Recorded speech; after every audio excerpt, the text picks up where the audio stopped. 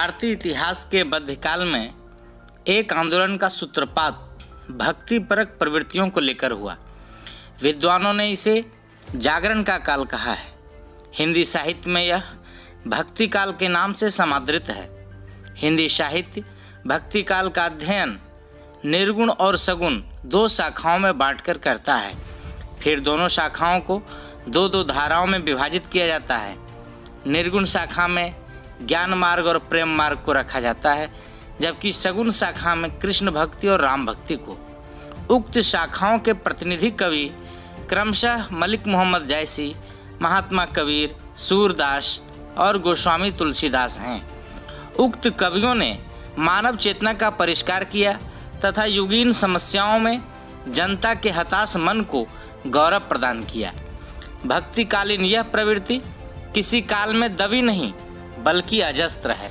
इन्हीं प्रवृत्तियों का आधुनिक संस्करण भक्त कवि अर्जुन दास हैं। आधुनिक काल की सामाजिक समस्या जैसे महाजनी प्रथा, जिसमें जनता का भरपूर शोषण हो रहा था, गुलामी, अंग्रेजों द्वारा भारतीयों पर अत्याचार जारी था और समाज की बुराइयों जिन पर ब्राह्मणवाद का गहरा प्रभाव था और जिसके प्रभाव में भेदभाव, जाति पाति, छुआछूत तथा अंधविश्वासों आदि की भावनाएं जटिलतर हो रही थीं। अर्जुन दास ने मानव मन को तोष प्रदान किया तथा उन्हें सद्कर्मों की ओर प्रेरित किया। उस दौर में जब उम्मीदों के दिए बुझ रहे थे, एक छोटे से अंचल में अर्जुन दास ने उसे जलाए रखा। दो खास कवियों पर केंद्रित रहा है यह कार्यक्रम। एक तो महाप्राण नीलकंठ निराला और दूसरे भक्त कवि अर्जुन दास। दोनों लगभग समकालीन थे, लगभग दोनों समकालीन थे, दोनों का समय एक था और हमारा देश गुलाम था। ऐसे समय में ध्यातव्य है कि महात्मा गांधी के जन्म के कुछ ही दिनों बाद भक्त कवि अर्जुन दास का जन्म होता है। एक का जन्म होता है गुजरात में, दूसरे का यहां सुदूर जमुई जिले बिहार में। लेकिन दोनों का ध्येय एक है, देश को कैसे स्वतंत्र किया जाए, या यूं कहें कि देश को पुराने सिंहासन पर स्थापित किया जाए, भारत माता को अपने आसन पर, अपने सिंहासन पर स्थापित कैसे किया जाए। बीच में गुजरात और यहां बिहार, बीच में इलाहाबाद और इलाहाबाद के लगभग निराला आते हैं। निराला भी यही चाहते हैं, राम की शक्ति पूजा, शक्ति को यदि हम भारत माता कहें तो यह गलत नहीं होगा। चाणक्य ने भी कहा था कि भारत तुम्हें कहां मिलेगा। लोगों ने पूछा कि भारत आप खोज रहे कहां मिलेगा। उन्होंने कहा कि ये जो मगध और मालव इत्यादि को भूलकर आर्यावर्त का नाम लोगे तभी वह मिलेगा। तो आर्यावर्त, भारतवर्ष, हिंदुस्तान की उपासना से ही हम हिंदुस्तान को बचा सकते हैं। हमें समझना होगा कि हिंदुस्तान क्या है, भारतवर्ष क्या है। बहुत सारी बाधाएं हैं, बहुत सारे आक्रमण हैं हमारे बीच ही। बहुत सारे ऐसे तत्व हैं जो हमें पददलित करने का प्रयास कर रहे हैं। हम उन्हें पहचाने और ध्यान देने की बात है। मैं तीनों शब्द को मिलाकर मैं कह रहा हूं, अर्जुन दास ने पहचान लिया था। जहां बाबा तुलसीदास की राम भरसक प्रयास करते हैं कि रावण अपना आचरण बदल दे, रावण सच्चाई को समझ ले, लेकिन नहीं समझता है। अंततः उन्हें नाश करना पड़ता है रावण का, और रावण की प्रवृत्तियों का नाश करना पड़ता है, राक्षसी प्रवृत्ति का नाश करना पड़ता है।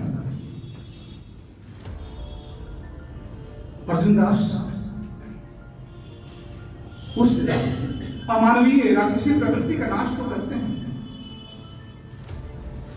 लेकिन मानवता मनुष्य की रक्षा करते हैं। प्रवृत्ति नष्ट हो जाती है, लेकिन उस प्रवृत्ति को धारण करने वाला नष्ट नहीं होता, अर्थात उसे सद्बुद्धि आती है। रावण को सद्बुद्धि आती है, कंस को सद्बुद्धि आती है। कृष्ण के चरित्र का भी नियोजन अपने काव्य में किया है अर्जुन दास ने, और राम के चरित्र का भी नियोजन किया है अपने काव्य में। ध्यान देने की बात है कि यह गांधी का समय था, महात्मा गांधी का समय था, जो लगभग पूरे देश में स्वीकार्य थे। और ऐसे समय में हम सभी जानते हैं कि अहिंसा के पुजारी के रूप में हम मानते हैं महात्मा गांधी को। और यदि गांधीवाद का कोई सच्चा अनुयायी या समर्थक यदि हमें देश में मिलता है तो एक कवि के रूप में, एक भक्त के रूप में अर्जुन दास। पूरी दिशा बदल दी साहित्य की उन्होंने। दुष्टों का संहार नहीं, बल्कि उसकी प्रवृत्ति का संहार करो। ऐसे समय में हम सभी जानते हैं कि उन्हें बहुत सारा अक्षर ज्ञान प्राप्त नहीं था, बहुत सारी डिग्रियां नहीं। प्रारंभ में किसी ने कहा यहां पर वे पढ़े लिखे नहीं थे। पढ़ा लिखा वह नहीं होता जिसके पास डिग्री होती है, पढ़ा लिखा वह होता है जिसके पास सद्विचार होते हैं। और भक्त कवि अर्जुन दास ऐसा सद्विचार रखने वाला यदि हम कहीं खोजेंगे तो वह प्राप्त नहीं हो पाएगा। बहुत दुर्लभ किस्म के कवि हैं अर्जुन दास।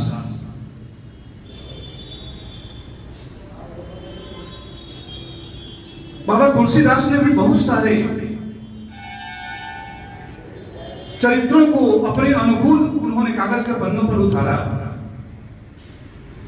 लेकिन ऐसा जहां कंस का वध न हो, रावण का वध न हो। यह तो रावण सुधर जाए, कंस सुधर जाए, यह तो बहुत बड़ी बात है ना। और साधु कहते किसे हैं? साधु किसी का संहार नहीं करता है, हमारे जो मनोविकार होते हैं उनका संहार करता है साधु भक्त। और ऐसे ही साधु पुरुष, ऐसे ही सन्यासी, ऐसे ही भक्त अर्जुन दास है। इसलिए और आज तो अर्जुन दास ज्यादा प्रासंगिक है। आज का जो समय है ना, इसमें अर्जुन दास ज्यादा प्रासंगिक। पूरे देश का माहौल हम सभी देख रहे हैं, मीडिया में, टीवी पर पूरे देश का माहौल देख रहे हैं। ऐसे में हम यही कह सकते हैं, जैसे अर्जुन दास ने सद्बुद्धि दी कंस को, रावण को, तो हम भी उनके माध्यम से, भक्त कवि अर्जुन दास के माध्यम से कहेंगे कि जो ऐसे दुष्ट आत्माएं हैं देश में, उनको भगवान सद्बुद्धि दें, वे सुधर जाएं। तभी यह देश, हमारा देश विश्वगुरु बन सकता है, परम वैभव तक पहुंच सकता है हमारा देश।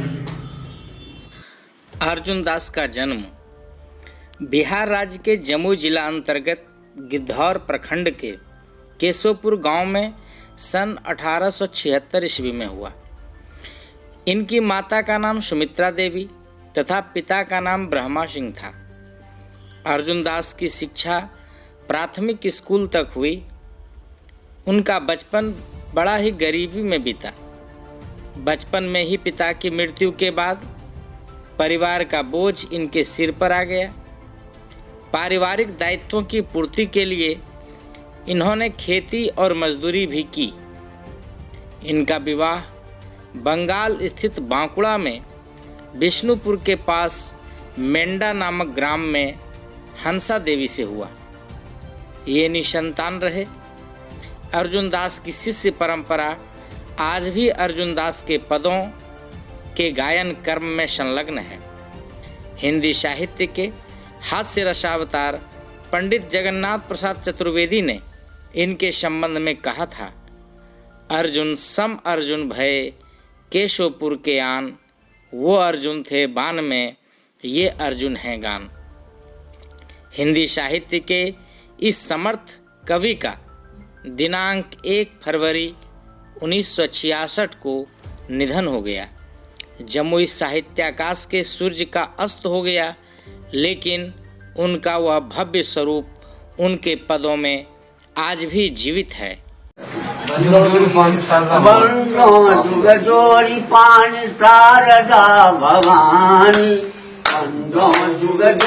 पान शारदा भवानी, शारदा भवानी मात शारदा भवानी, शारदा भवानी मात शारदा भवानी, बंदो जुग जोड़ी पान शारदा भवानी, सोहत कर मोतिहार कंगन कर चमत्कार, सोहत कर मोतिहार कंगन कर चमत्कार, नौपुर पग में संभाल सुभग बीन पानी, नौपुर पग में संभाल सुभग बीन पानी, बंदो जुग जोड़ी पानी शारदा भवानी, बंदो जुग जोड़ी पानी शारदा भवानी, बंदो जुग जोड़ी पानी दामिनी दिशि ज्योति रंग भूषण बहुरंग रंग, दामिनी दिशि ज्योति रंग भूषण बहुरंग, सैन नीलन तारा शुभ सुवासन नीलन चतुरानी, बंदो जुग जोड़ पानी शारदा भवानी, लीला हरि के सुहान चाहो हरि करण गान, लीला हरि के सुहान चाहो हरि करण गान, रसना मम सर्वस्थान हीन ज्ञान जान, रसना मम सर्वस्थान हीन ज्ञान जानी, अर्जुन यह गुण यगार चिंता चित में अपार, अर्जुन यह गुण यगार चिंता चित में अपार, बोले अक्षर दे सुधार ब्रह्म ठकुरानी, बोले अक्षर दे सुधार ब्रह्म ठकुरानी, बंदो जुग जोड़ पानी शारदा भवानी, माता जगत जननी जगदम्बा जय। जयदेव के गीत गोविंद से जो कृष्ण भक्ति काव्य की परंपरा चली, वह मैथिल कवि विद्यापति के स्वर में लोक भाषा का रूप ग्रहण कर सूर के पदों में साकार हुई। भारत की लोक भाषाओं में पसरे इस गीति काव्य पर किसी न किसी रूप में विद्यापति का प्रभाव है, इस तथ्य से इनकार नहीं किया जा सकता। गीति काव्य की इसी परंपरा में अर्जुन दास का उदय होता है। सूर काव्य की तरह इनके सारे पद गीति काव्य हैं। इस गीतात्मकता में ग्रामीण संस्कृतियों की गूंज उभरती है। लोक भाषा इसका माध्यम है और लोकानंद ही इसका साध्य। जिस तरह जयदेव की देववाणी की स्निग्ध पीयूष धारा जो काल की कठोरता में दब गई थी, अवकाश पाते ही लोक भाषा की सरलता में परिणत होकर मिथिला की अमराइयों में विद्यापति के कोकिल कंठ से प्रकट हुई और आगे चलकर ब्रज के करील कुंजों के बीच फैल मुरझाए मनों को सींचने लगी। उसी तरह अर्जुन दास के भी पद कृद्धकूट पर्वत की तराइयों में हताश निराश मन को एक नई ऊर्जा और सुखद आनंद प्रदान कर रहे थे। उनका यह प्रयास क्षेत्रजन्य ही नहीं बल्कि राष्ट्रजन्य भी था, क्योंकि जिस साम्राज्यवादी शक्ति का शिकार इस देश की जनता थी, उसी साम्राज्यवादी शक्ति का शिकार यह भारतवर्ष भी था।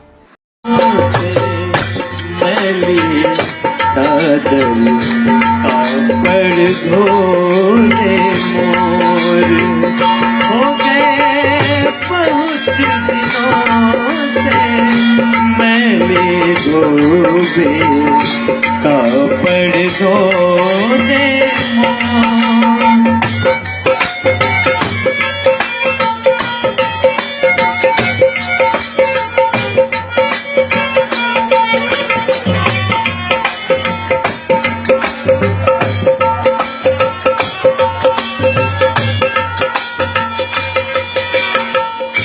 तेल कुसंग प्रसंग बासना, तेल कुसंग प्रसंग बासना, जन्म जन्म के खो, जन्म जन्म के खो। मत सर मत लो भाज काम के, मत सर मत लो भाज काम के, काली है चहोर बहुत दिनों से मैली हो गई अपन दो दे मोर।